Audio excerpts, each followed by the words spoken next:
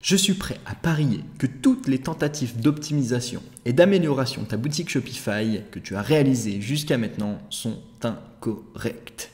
Et je vais t'expliquer pourquoi. Bienvenue à toi dans cette micro-série réservée à l'A/B testing et l'optimisation de boutique sur Shopify, et particulièrement aux A/B tests. L'analyse de résultats d'un A/B test, c'est une analyse qui est statistique et mathématique. Et comme toute analyse statistique, il est très facile de tomber dans des biais. Alors avant de commencer, laisse-moi te rappeler qu'est-ce qu'un A/B test. Un A/B test, parfois appelé split testing, consiste à comparer deux versions d'un même site web, page web, email, publicité ou toute autre ressource numérique afin de déterminer laquelle est la plus performante. Alors maintenant qu'on a fait le point sur cette merveilleuse définition, laisse-moi plonger plus en détail sur les 4 erreurs à éviter et à surtout pas reproduire lorsque tu lances tes propres A/B tests. Numéro 1, number 1, faire des tests, mais pas en simultané. La première erreur que tu peux faire, c'est tester des modifications les unes après les autres. Par exemple, tu vends ton produit à 19 € pendant 2 semaines, puis après tu décides de le passer à 29 € pendant une semaine, puis tu reviens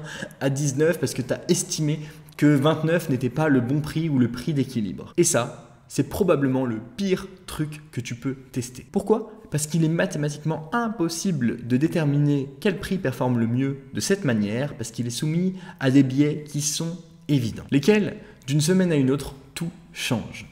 L'humeur des gens, les actus, la géopolitique, la météo, tes publicités et le trafic, parce qu'il y a des variations de ton trafic. Ce n'est pas les mêmes utilisateurs qui arrivent sur ton site d'une semaine à une autre. Sinon, ce seraient les mêmes acheteurs et sinon, ils auraient déjà acheté. Ton audience, d'autres éléments de ton site. Les salaires du mois sont peut-être moins élevés. Les gens ont été payés au début du mois, pas la semaine d'après.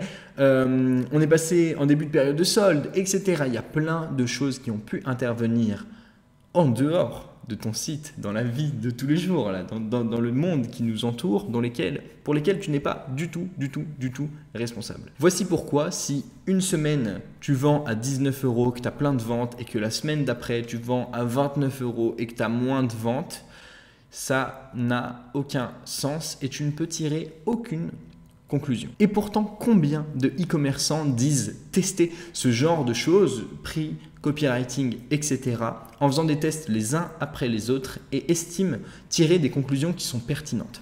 La véritable façon de tester un prix, c'est de tester un utilisateur sur 2 en simultané et de modifier qu'une seule chose, mais ça on y reviendra un petit peu plus tard. Le deuxième point, second point, c'est la taille de ton audience. Alors évidemment, tu ne feras pas confiance à un vaccin qui a été testé sur seulement 10 personnes par exemple.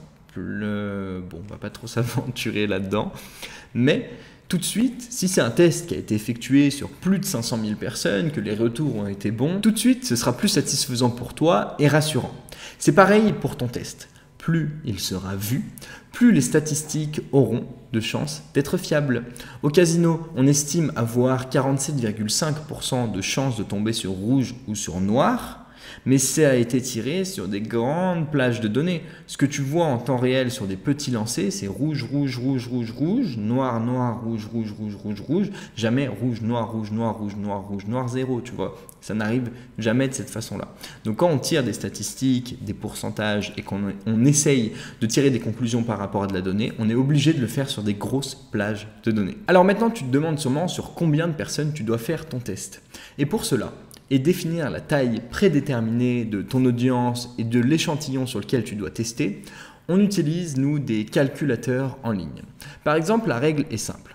Si le calculateur te dit qu'il te faut 40 000 sujets par variante, alors il faut 80 000 visiteurs sur ton site dans un cycle de 2 à 4 semaines. Et si ton site n'a pas assez de visiteurs, nous verrons, rassure-toi, dans une prochaine vidéo, comment faire. Le troisième point, third point, c'est la durée des tests. La durée des tests, elle est très liée au point qu'on a vu juste avant. Elle dépend du trafic et donc de la donnée que tu es capable de récolter sur un cycle économique assez précis, royalement 2. On détermine un cycle économique comme 2 semaines sur un business qui tourne et qui a déjà du trafic. Évidemment, ça dépend du business, de plein de choses, mais basons-nous à peu près sur 2 semaines. Parce que plus tes visiteurs mettent de temps entre la première fois où ils te découvrent et le moment où ils passent à l'achat, plus ton cycle sera long. On va dire qu'en e-commerce, sur des petits produits ou la façon dont l'audience qui regarde cette chaîne YouTube agit, à savoir faire de la publicité directe vers ta fiche produit sur des achats un petit peu compulsifs, impulsifs, je ne sais plus comment on dit, le cycle va être très court. Sur des tunnels de vente plus complets dans lesquels tu vas passer, je sais pas, par un webinaire, toute une phase d'éducation, un challenge comme on fait dans la school, etc. Évidemment, le cycle d'activité sera bien plus long et donc la période de test aussi. Enfin, et pour conclure ce point numéro 3, fais tes tests sur des tranches complètes. On a des variations aussi d'un jour à un autre. Les gens sont peut-être plus disponibles le samedi que le mercredi matin. Donc si tu commences un test le samedi, finis-le le samedi d'après ou le samedi 2 semaines plus tard, histoire d'avoir toute la donnée et le roulement du cycle de la semaine qui s'est déroulé. Le dernier conseil avant de te laisser, c'est ne pollue pas tes tests avec plusieurs modifications en même temps. C'est vraiment l'erreur principale que je vois de partout. Peu importe les personnes qui font des optimisations ou qui pensent optimiser leur site, si tu fais une modification, tu testes une modification à la fois avec cette variation. Donc évidemment qui te permettra d'avoir le rapport avec le même trafic, la même période, les mêmes conditions, etc. pour voir ce qui fonctionne et ce qui ne fonctionne pas. C'est ultra important. Si tu modifies par exemple un prix, tu AB-testes ce prix, ne modifie pas toute ta page produit parce que tu ne sauras plus ce qui marche ou pas. Tu vas pouvoir tirer une conclusion à peu près sortie de ton chapeau en disant oui, c'est grâce au prix que ça vend plus, alors qu'au final, tout ton copywriting a été modifié et toutes les sections qui étaient sur ta page produit ont été modifiées aussi.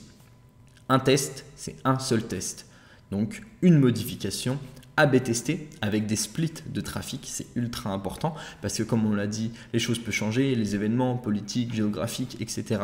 peuvent changer. Et pour ça, tu dois tester une variation en simultané avec l'ancienne pour comparer tout le temps et du coup baser toutes tes décisions en fonction de la donnée. La donnée, c'est la spécialité de l'agence dans laquelle on optimise tes conversions, rétention, panier moyen et j'en passe en basant tous nos choix sur cette data-là et sur les A/B tests qu'on va mettre en place chez toi. Sans parler de ça, et à condition que tu aies du trafic et donc de la donnée sur ton site, on te propose un audit gratuit juste en dessous de cette vidéo dans lequel on va découper tous tes funnels et ton site de manière générale pour trouver des angles à améliorer qu'on pourrait optimiser par la suite sur l'agence ou pas. J'espère en tout cas que cette vidéo t'a plu et t'a permis d'y voir plus clair sur les erreurs qu'on peut commettre et qu'on commet généralement assez souvent quand on essaye d'optimiser le parcours client, utilisateur et la rentabilité de notre boutique. J'espère aussi qu'il y a des choses que tu pourras pratiquer ou éviter de continuer à faire quand tu essayes d'optimiser ta boutique et nous on se retrouve dans une prochaine vidéo.